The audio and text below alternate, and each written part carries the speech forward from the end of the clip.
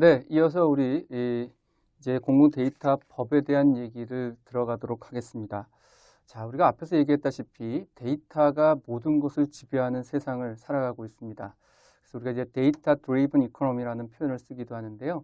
앞에서 말씀드렸듯이 기업이 큰 돈을 벌기 위해서는 데이터가 있어야 됩니다. 앞으로는 플랫폼 사회라고 하지 않습니까? 플랫폼. 왜 우리 카카오나 네이버 같은 친구들, 앞으로 아마존 이런 회사들이 주식이 많이 오르냐? 그러면 이런 회사들이 데이터를 많이 갖고 있기 때문이죠. 그러니까 기업의 경쟁력을 볼 때 그 회사가 얼마나 땅을 많이 갖고 있고 공장을 많이 갖고 있나를 보는 게 아니라 이제는 그 회사가 얼마나 많은 데이터를 확보하고 있는가가 경쟁력을 바라보는 핵심이라고 할 수 있겠습니다. 자, 여기서 국가로 바꿔서 보게 되면 국가도 마찬가지죠. 국가도 이 국가가 얼마나 경쟁력이 있는가를 보게 되면 데이터를 얼마나 확보하고 있는가를 가지고 판단을 하면 크게 틀리지 않은 그런 답을 얻을 수가 있습니다. 자, 왜냐하면 우리가 이제 호모 데이터 코스라는 표현을 쓰기도 하는데요. 이 신조어죠.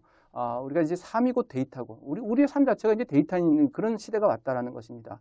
데이터가 곧 사람의 모든 생활을 지배하는 그런 사회가 왔다는 것인데요. 세계적인 경영학자인 토마스 데이포트가 의사결정을 빅데이터로 하는 시대가 온다 이렇게 얘기를 했는데 이미 그렇게 왔죠.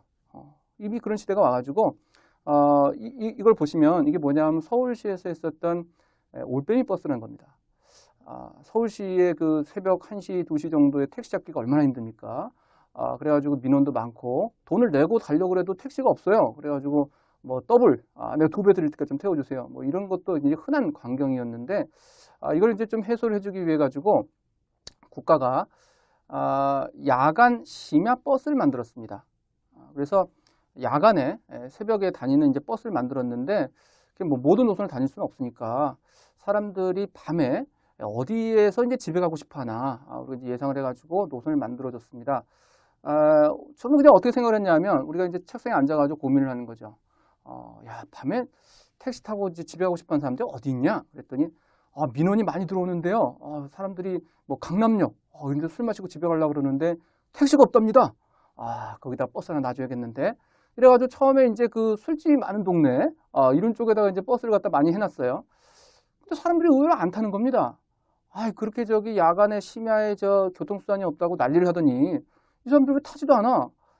그런데 이 민원이 줄지가 않는 거예요. 계속 밤에 택시가 없다 막 계속 얘기를 하는 거예요.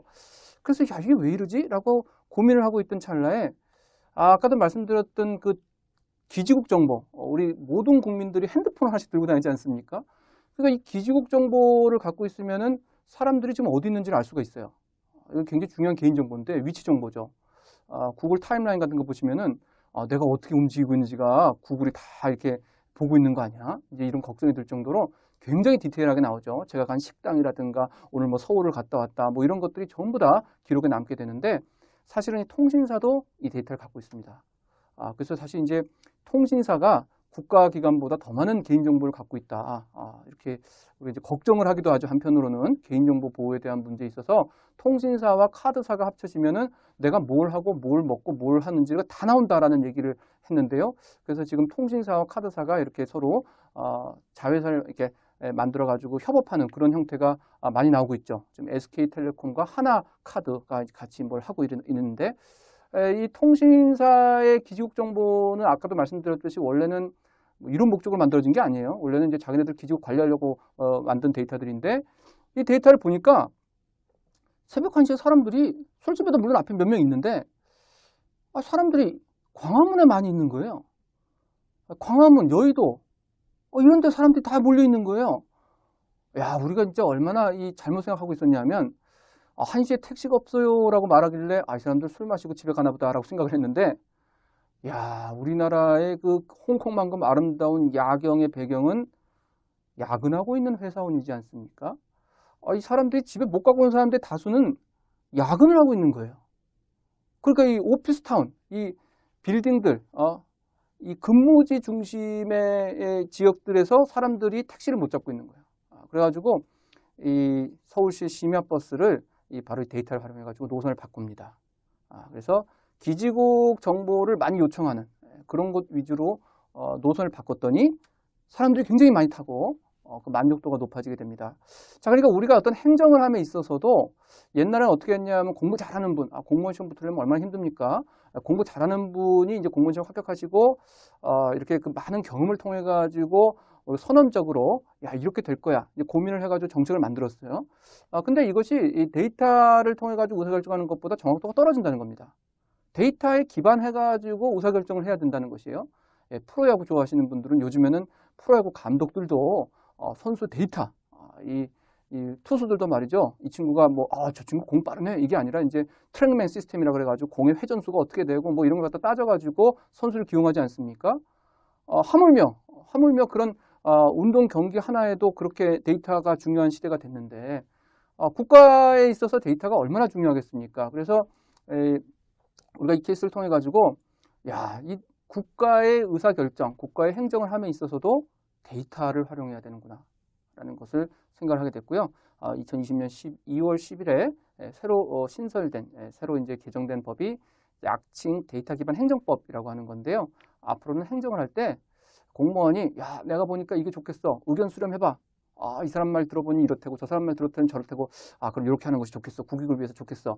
이렇게 결정할 일이 아니라 데이터를 기반으로 행정을 해야 되겠다라고 해서 만들어진 법이 데이터 기반 행정법입니다. 그래서 우리 오늘 지금 여러분이 보시는 공공 데이터법이라고 하는 것은 국가 지자체가 갖고 있는 공공 데이터를 국민에게 제공하는 것이고요. 2020년에 만들어진 데이터 기반 행정법은 국가기관이 행정을 할 때 데이터를 가지고 행정 정책을 결정해라 라고 하는 법이 되겠습니다. 그래서 크게 데이터를 다루는 두 개의 이제 법이 만들어진 건데요. 공공 데이터법과 데이터 기반 행정법이 두 개가 축이 되어서 앞으로 우리나라의 공공 데이터를 활용하는 그런 법의 법적 근거가 될 것이라고 우리가 생각을 하고 있습니다. 자, 오늘 이제 이 데이터 기반 행정법은 오늘 저와는 깊이 있게 다루지는 않을 거고요. 공공 데이터법이라고 하는 이 앞쪽에 대한 내용을 중심으로 말씀을 드리겠습니다만은 이 공공 데이터라고 하는 것은 기업이나 개인의 부로 내가 얼마나 부자가 될 수 있어? 이것에 그치는 것이 아니라 국가의 경쟁력을 좌우하는 데 있어서도 핵심적인 사항이 이미 되었다. 그리고 그와 관련된 법들도 이미 만들어졌다라는 것을 확인했고요. 그래서 여기 보시다시피 이 공공데이터법은 정부, 국민, 기업 모두에게 새로운 기회이자 또 도약의 디딤돌이 될 수 있을 것이라고 기대를 하고 만든 법입니다. 그러니까 정부도 이 데이터를 잘 활용해야 되고요. 기업도 데이터를 잘 활용해야 되고요. 국민들도 이 법을 통해서 굉장히 편리한 좋은 서비스들을 많이 받을 수 있을 것이다 라는 기대를 갖고 만드는 것입니다. 그러니까 여러분들이 현장에서 데이터를 만들고 활용하실 때 바로 이러한 그 법의 취지를 고려하셔 가지고 내가 어떻게 이 데이터를 제공해 줬을 때 사람들이 좋아할까? 어떻게 제공했을 때 기업들이 이걸 갖고 돈을 많이 벌 수 있을까? 이걸 어떻게 활용했을 때 국가의 경쟁력이 높아질 수 있을까? 자, 이런 고민을 가지시고 이 법을 한번 보시면 이 법을 만들 때, 이 법 만들 때 저도 참여를 했는데요. 법을 만든 사람들도 바로 그런 생각을 가지고 만든 법입니다. 그래서 그런 생각을 가지고 보시면 법 조문 하나하나라 이런 의미로 만들어졌구나. 이것이 외울 일이 아니라 생각을 하면 이해를 하실 수가 있습니다. 그래서 그런 취지를 잘 한번 이해해 주시면 좋겠다라는 말씀을 드립니다. 자, 이어서 데이터 관련 법령 정비의 필요성에 대해서 간단하게 짚고 넘어가겠습니다. 아까도 말씀드렸다시피 이 법치행정이라는 표현을 이해하시면 이 법을 우리가 왜 이해해야 되는가를 아실 수가 있습니다. 그러니까 이제 뭐 다이시 같은 그런 학자의 이름도 제가 말씀을 드렸습니다만은 룰 오브 로 지금 사실은 뭐 이렇게 이상할 게 없을 것 같아요. 법에 의해서 지배한다라는 것이 이상하지 않으실지 모르지만 이게 몇백 년 전에는 이게 되게 신기한 말이었던 것입니다. 왕이 지 맘대로 하는 거지 무슨 법을 따지냐. 근데 rule of law, 법에 의해서만 행정을 해야 된다는 거예요. 행정은 법률에 근거하고 법률에 적합하도록 해야 된다는 것입니다. 대통령이 됐어. 국민들이 나를 찍어줬으니 내 맘대로 해도 돼. 그게 아니죠. 대통령도 법에 의해서, 법에 있는 권한 내에서만 뭔가 일을 할 수가 있습니다.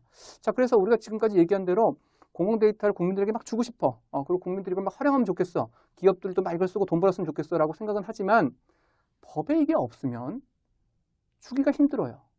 예, 그래서 우리가 이 법을 만든 것은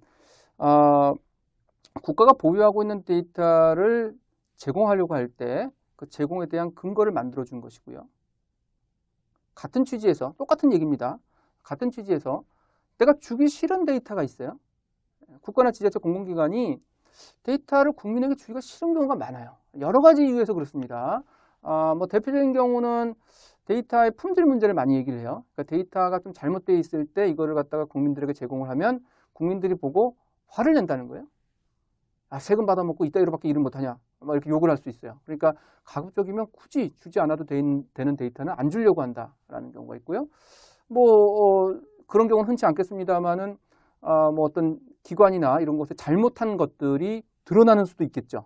데이터를 막 딱 공개를 하다 보니까 이게 과실들이 자꾸 드러나는 거예요. 뭐 잘못한 것들, 뭐 적극적으로 무슨 횡령 배임 같은 그런 범죄가 아니더라도 이게 뭔가 좀 실수한 것들이 자꾸 이렇게 드러나게 되면 이게 뭐 기자분들도 찾아오고 이러면 힘들어. 가급적이면 보여주지 마라. 이럴 수가 있어요.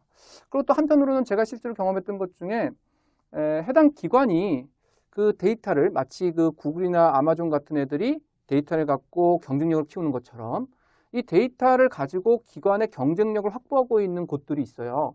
이런 곳은 이것을 누구나 쓸 수 있도록 풀어버리면 야, 이거 우리 기관의 저기 존립이 이거 흔들리는 거 아니야? 이런 걱정들을 합니다. 대표적으로 예를 들면 모 기관이 데이터를 돈을 받고 파는 기관이 있어요. 근데 이걸 공짜로 지금 막 다 주라 그러는 거거든요, 이 법은. 야, 그러면은 이제까지 그 데이터 판매로 어떤 수익은 누가 보존해 줄 거냐? 이건 뭐 국민의 세금으로 다시 날 줄 거냐? 자, 이런 문제를 제기하면서 데이터를 가급적이면 제공하지 않으려고 하는 그런 현상들도 나타납니다. 그래서 이 법은 크게 두 가지입니다. 데이터를 주고 싶은데 근거가 없는 사람들 걱정하지 마. 야, 이 절차에 따라서 주면 된다고 내가 써줄게. 두 번째, 주기 싫어하는 애들 안 돼. 너 줘야 돼. 너 주기 싫어도 무조건 네가 갖고 있는 공공 데이터는 국민들에게 줘야 돼. 라는 의무를 부과합니다. 뭐 결국 같은 얘기인데요. 국민이 국가나 지자체 공공기관이 갖고 있는 데이터를 제공받을 수 있도록 하는 게 이 법의 알파이자 오메가입니다. 간단하죠. 이 법은 아주 간단해요. 그러니까 국가, 지자체, 공공기관이 갖고 있는 데이터를 국민들한테 다 줘라. 걔네가 이거 가지고 활용해가지고 뭔가 부가치를 창출할 수 있게끔 다 줘라라는 건데, 이전에 이제 주고 싶은데 법적 근거가 없어서 못 주던 애들에게 근거를 만들어줄게. 플러스, 난 주기 싫은데, 어떻게든 좀 안 줬으면 좋겠는데, 이렇게 생각하는 친구들도 안 돼. 너 이거 줘야 돼. 무조건 줘야 돼. 라고 강제하는 내용을 담은 것이 바로 이 법입니다. 좋게 말하면 줄 수 있는 근거를 만들어줄게. 좀 강압적으로 얘기하면 너희가 꼭 줘야 돼. 이렇게 하는 법이 바로 공공데이터법이다. 이렇게 이해를 하시면 되겠습니다. 그래서 뭐 뒤에 이제 해외 사례를 제가 적어놨는데요. 이걸 뭐 보시고 외우시라는 게 아니고 나중에 궁금하실 때 찾아보실 수 있도록 좀 정리된 자료를 교재 형태로 제공하기 위해서 만들어 드린 겁니다. 그래서 해외 사례를 보시게 되면 우리나라뿐만 아니라 다른 나라들도 이렇게 관련된 법제를 만들어서 국가나 지자체 같이 공공에서 만들어진 데이터를 국민들이 활용할 수 있도록 하는 그런 노력들을 하고 있음을 확인하실 수가 있습니다. 자, 우리나라에서의 공공데이터법 제정 과정을 보시게 되면요. 이게 이제 2010년경부터 논의를 합니다. 그러니까 물론 그 학문적 차원에서 연구나 정책적인 검토는 그것보다 훨씬 이전부터 있었습니다. 그렇지만 이것을 우리가 제도화해야 되겠다라는 얘기는 2010년에 MB 정부 때 이제 검토가 됐고요. 그때 당시에 공공정보 제공 지침, 우리가 법을 만들려고 하면 시간이 많이 걸리거든요. 국회에서 여러 가지 절차를 거쳐야 되지 않습니까? 그래서 우리가 이제 급하게 우선 공공정보 제공 지침이라고 하는 걸 만들어서 고시를 합니다. 이 지침을 만들 때도 제가 참여를 했는데요. 지침을 만들어가지고 고시를 했는데 이건 법적인 효과는 없기 때문에 국민에게 어떤 권리 의무를 주는 그런 제도는 아닙니다. 그래서 이것을 이제 법으로 만드는 그런 과정들을 거치게 됩니다. 그래서 2013년에 뭐 내용상으로 큰 변화가 있지는 않았습니다. 2010년에 만들어진 공공정보 제공 지침이 2013년에 지금 우리가 얘기하려고 하는 이 공공데이터의 제공 및 이용 활성에 관한 법률, 즉 공공데이터법이라고 하는 것으로 제정이 되는데요. 내용상으로는 큰 변화가 없는데 보시면은 이름이 바뀌었다는 것을 보실 수가 있습니다. 공공정보였는데요, 공공정보. 그게 이제 데이터로 바뀝니다. 사실 뭐 그 과정에는 여러 가지 이제 부처 간의 어떤 이견이나 이런 것들이 반영된 것이긴 한데 결과적으로 말씀을 드리면은 정보와 데이터에 대해서 차이점을 좀 이해하시면 결과적으로는 그 제공 범위가 더 넓어졌다고 이해할 수가 있습니다. 우리가 일반적으로 이 하이라키 구조를 봤을 때 데이터가 모여서 데이터를 가지고 어떤 그 지향점을 가지고 분석한 결과가 인포메이션이 됩니다. 그러니까 정보가 된다는 것이죠. 자, 그런데 우리는 정보를 제공하는 게 아니라 데이터, 로 데이터 형태로 모두 다 주라고 하는 형태의 법이 만들어진 것과 같은 그런 법률 이름이 됐습니다. 그래서 이게 공공정보 제공 지침이었던 이유는요. 그 바로 윗줄에 보시게 되면은 우리가 이 법을 만든 그 배경이 EU에서 Public Sector Information, 공공 영역의 인포메이션, 정보를 리유즈, 재활용하는 그런 디렉티브 지침을 만듭니다. 어떤 것인지 이름만 봐도 이해하실 수 있죠. 공공 영역에서 여러 가지 행정이나 정책을 만들기 위해서는 데이터를 수집을 해야 됩니다. 교통량이 어떻게 되는지 알아야 우리가 길을 만들죠. 예컨대 어디 뭐 지금 올해 이제 철도 좀 계획을 세우고 있는 중인데 어디 철도를 놓냐 맞냐 이런 얘기를 하려면 수요가 어떻게 되는지 거기에 지금 고속도로는 어떻게 되는지 이런 거에 대해서 데이터가 모여야 철도를 놓자 이런 결론을 내릴 수가 있지 않습니까? 자, 그런 행정 목적을 위해 가지고 조사한 데이터들을 철도를 놓기로 했으니까 됐어. 우리는 목표를 달성했어. 이렇게 하고 버릴 게 아니라 이거를 국민들한테 다시 주면 국민들은 이걸 가지고 굉장히 많은 걸 만들 수 있다는 것이죠. 뭐 상권 분석부터 해가지고 굉장히 다양한 예상치 못했던 그런 부가가치들을 막 창출해 줄 것이라는 얘기예요. 그래서 이 퍼블릭 섹터 인포메이션을 원래 공공 목적을 달성한 이후에도 버리지 말고 리유즈, 재활용하자는 겁니다. 재활용. 재활용할 수 있는 그런 디렉티브를 만들었고 이것을 우리가 모범으로 삼아가지고 공공정보 제공 지침을 만들었습니다. 이름도 보면 퍼블릭 섹터 인포메이션, 이게 공공정보로 우리가 번역한 거예요. 그 내용을 구체적으로 보셔도 사실 EU의 PSI 리유즈 디렉티브와 상당히 유사하거나 비슷한 조문들이 많이 있습니다. 제가 그 제정하는데 참여했기 때문에 뭐 그 번역문을 갖다 놓고 우리가 같이 검토해가지고 이제 초안을 만들고 이제 논의를 시작했으니까 EU의 이 디렉티브 영향을 굉장히 크게 받은 것은 맞거든요. 그래서 이 디렉티브의 지침을 갖고 왔지만 EU보다 우리나라는 굉장히 넓은 범위의 데이터를 제공을 하고요. 그리고 EU보다 굉장히 강력한 그런 드라이브를 걸고 있음을 잠시 후에 법을 보시면 이해하실 수가 있습니다. 그래서 그 결과 우리가 EU보다 굉장히 늦게 시작했거든요. 걱정이 많이 했어요. 그러니까 EU가 이걸 시작하고 나서 벌써 몇 년 지났는데도 법이 안 만들어졌거든요. 그래서 굉장히 늦게 시작을 했는데 지금은 세계에서 굉장히 우수한 선도 사례로서 우리나라가 소개될 만큼 공공 데이터의 제공 및 활용이 굉장히 빠른 속도로 확산되고 있는 중에 있습니다. 이게 다이나믹 코리아죠. 우리나라가 시작은 늦었지만 그 속도는 엄청납니다. 그래서 공공 데이터의 그 활용과 제공, 그 활용 측면에 있어서도 지금 여러분들이 참여하신 이 사업에서 굉장히 많은 것들을 국민들에게 제공하는 이 과정 속에서 정책적 역량이 모여 있다라는 것을 확인하실 수가 있게 될 거예요. 그래서 그런 내용들을 한번 검토하시면서 살펴보시면 도움이 될 것 같습니다. 그래서 이 재정 과정에 대해서 조금 잠깐 이해를 하시면 좋을 것 같고요. 그 옆에 이제 그림이 하나 그려져 있는데요. 이 법의 최종적인 목적입니다. 뭐냐면 공공 데이터를 사람들이 가져다 쓸 수 있게 하는 게 이 법의 목적이에요. 그래서 어떻게 쓸 수 있게 할 것이냐 그러면 사람들이 달라 그러면 주겠다는 거죠. 곰곰이 생각을 해보세요. 이게 법을 제가 만들 때 생각했던 고민들 여러분이 5분만 생각해 보시면 이 법에 무슨 내용이 있겠구나를 다 알 수가 있어요. 그래서 저기 서울시 이런 데이터 있으면 나 좀 주세요. 그래서 서울시가 그런 데이터 없습니다. 그러면 이 멋쩍죠. 벌쭘하지 않습니까? 거기까지 가가지고 데이터 좀 주세요. 그럴 때 그런 거 없어요.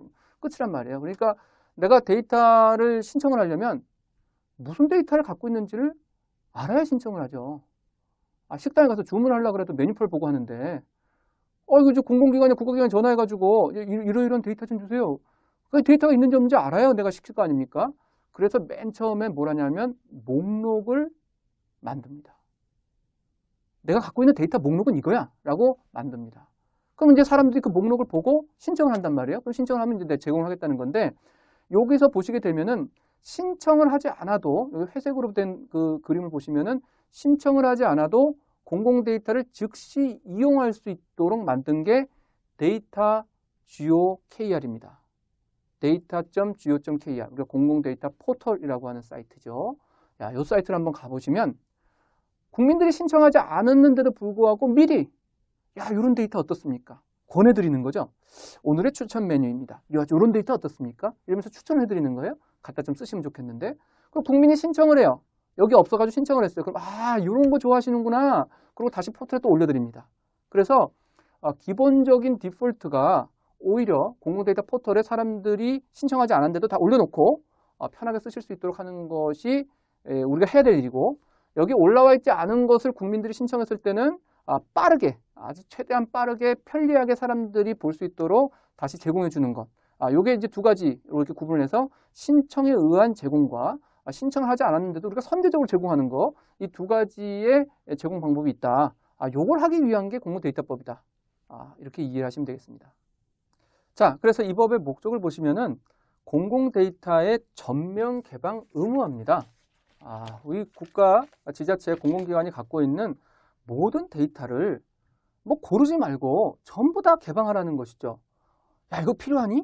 너 국민들한테 이거 필요하니? 이거 묻지도 말라는 거예요. 그 필요한지 안 필요한지는 네가 고민할 문제가 아니고 일단 제공을 하면 국민들이 알아서 필요하면 쓰고 필요 안 하면 안 쓰겠지. 어쨌든 다 개방해라. 전부 다 내놔라. 라는 것이 이 법의 목적입니다.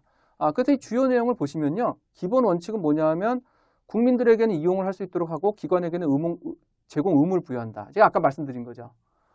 주고 싶은 기관들은 근거가 없어 못 드려요. 이런 애들한테는 이 법이 굉장히 도움이 되지만은 좀 주기 싫은 애들은 어떻게 하냐는 것이죠. 그럼 이 법은 주기 싫어도 줘야 된다라고 의무를 부과하고 있다라는 것이 이 법의 기본적인 원칙이 되겠고요. 그 다음에 이 법의 그 가장 핵심적인 내용은 제공과 기반 구축이라고 되어 있는 부분인데요. 여기를 보시게 되면은 아까 말씀드렸던 대로 목록을 제공해 줘야 돼요. 내가 뭘 갖고 있는지 나도 몰라. 그럼 국민이 어떻게 쓰겠습니까? 그러니까 내가 난 이런 걸 갖고 있구나. 이걸 계속 관리를 해야 돼요. 목록을. 그래서 그 목록을 관리해 가지고 사람들한테 보여줘야 되고요. 거기서 이제 사람들이 신청하게 되면은 잘 제공할 뿐만 아니라 미리 포털을 통해 가지고 이런 것 좀 쓰시면 어때요? 이렇게 이제 미리미리 제공할 수 있도록 하는 걸 만들어야 된다. 그런데 이제 국민들이 갖다 쓰려고 하니까 너무 데이터가 후져.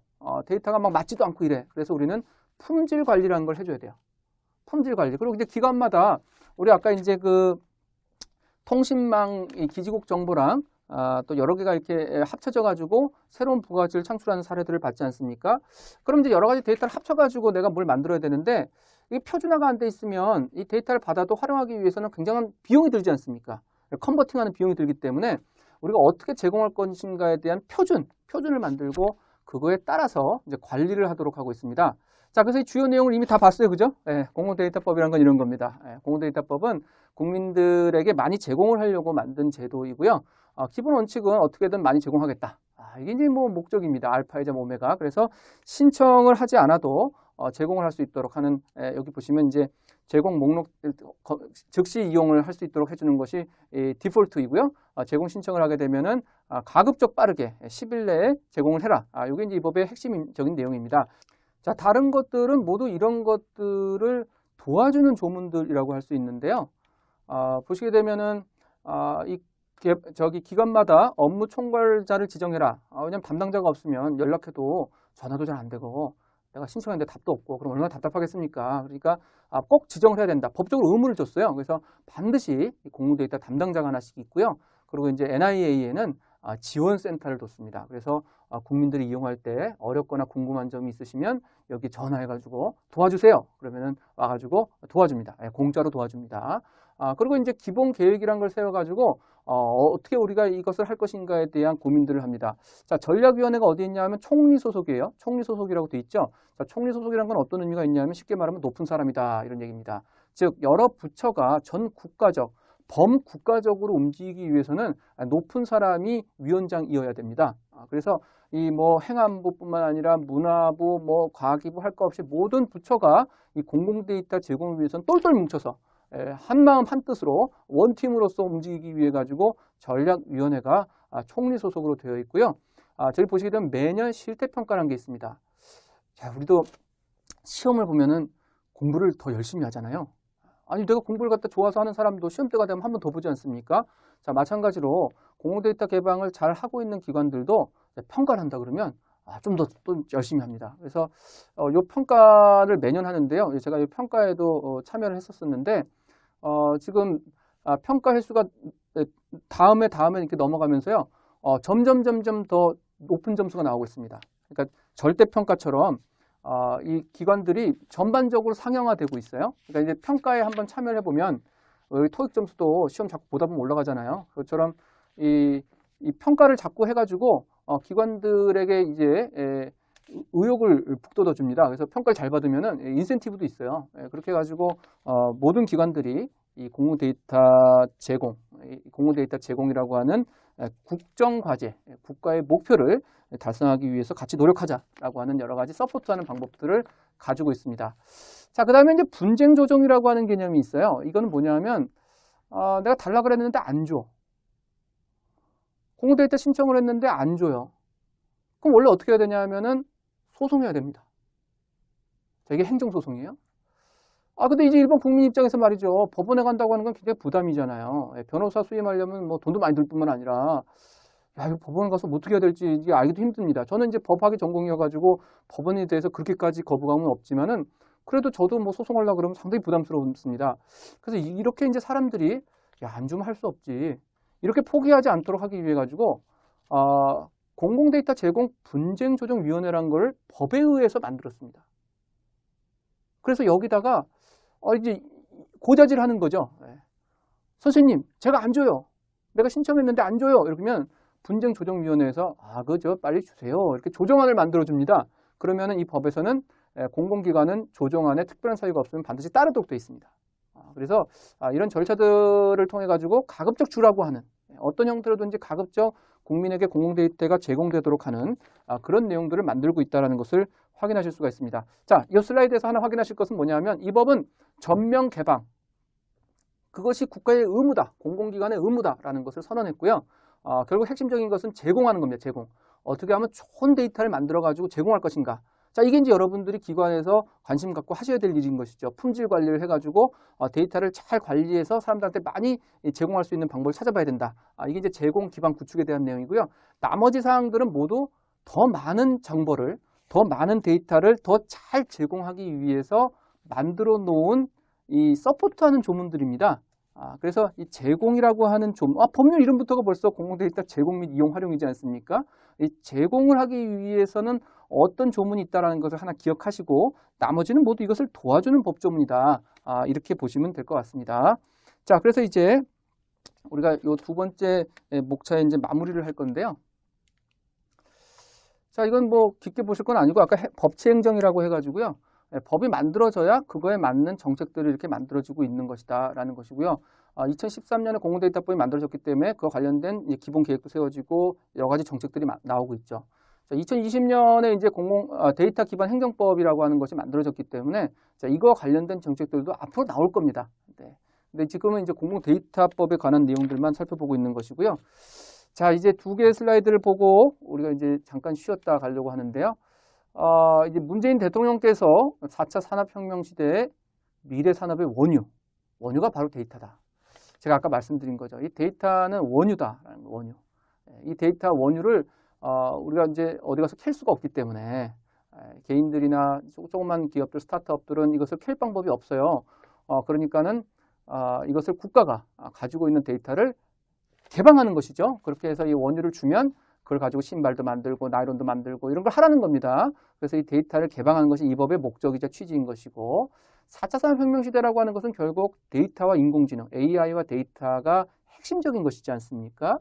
거기에서 이제 AI라고 하는 것은 사실 우리가 외국하고도 비추어서 이렇게 크게 뒤떨어졌다고 보진 않아요. 근데 이제 데이터라고 하는 부분이 큰 걱정인데 사실 뭐 네이버나 카카오 같은 친구들도 사실 미국에 있는 아마존이나 이런 데랑 비교하면은 데이터량이 충분하다고 보기는 어렵지 않습니까?